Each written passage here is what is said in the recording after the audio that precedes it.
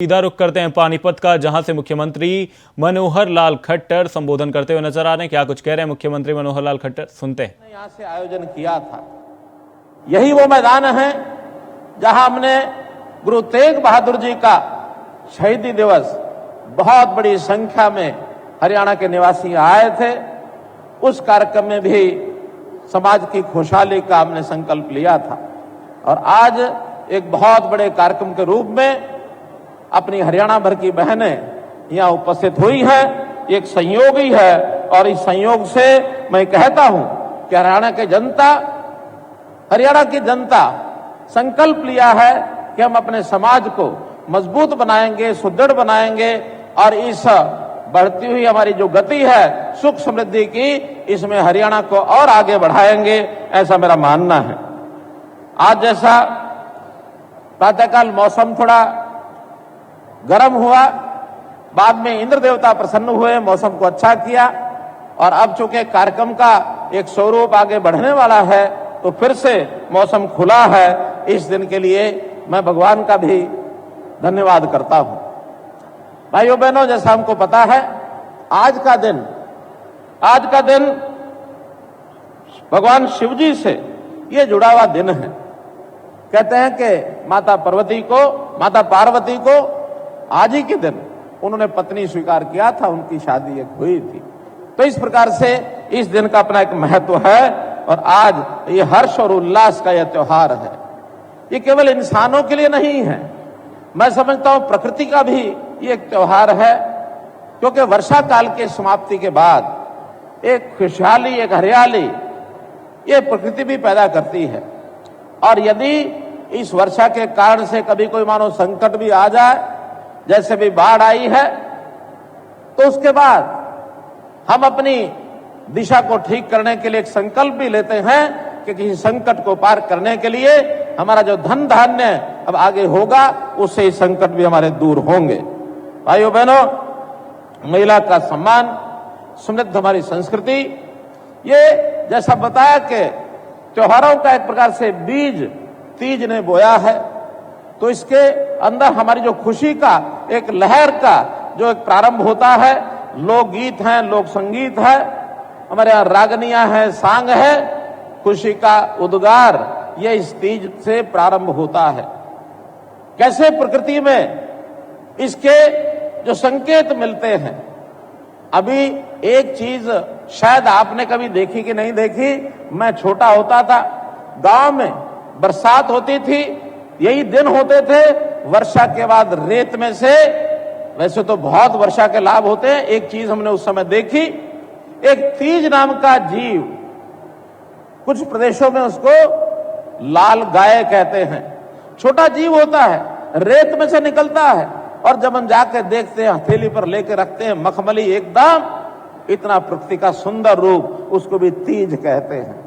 तो इस तीज के नाते से आपने पता नहीं उसको कोई भी देखा नहीं देखा, संयोग ऐसा है कि अब चूंकि हमारे जमीनों में रासायनिक खाद का उपयोग होने के कारण से, चाहे तीज का जीव हो, चाहे केचुआ हो, इस प्रकार की चीजें अब ये समाप्त हो गई हैं।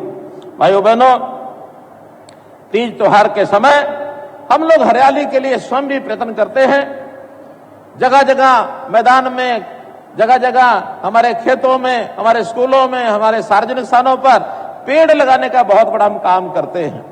और पेड़ लगाने से भी, जैसा ये एक प्रदूषण की बात कही गई है, उसको समाप्त करना है, जैसा ये ग्लोबल वार्मिंग की बात कही गई है, उसको ठीक करना है, तो ये पेड़ लगाना, ऑक्सीजन बनाना, एक बहुत बड़ा काम इन दिनों में हम करते हैं। और मुझे लगता है कि हम सबको संकल्प लेना चाहिए कि हर व्यक्ति साल में एक बार किसी अच्छे प्रसंग पर, चाहे हमारा कोई जन्मदिन का अवसर आ जाए, चाहे हमारी और किसी प्रकार की कोई वर्षगांठ आ जाए, हमको जीवन में वर्ष भर में एक पेड़ लगाना चाहिए।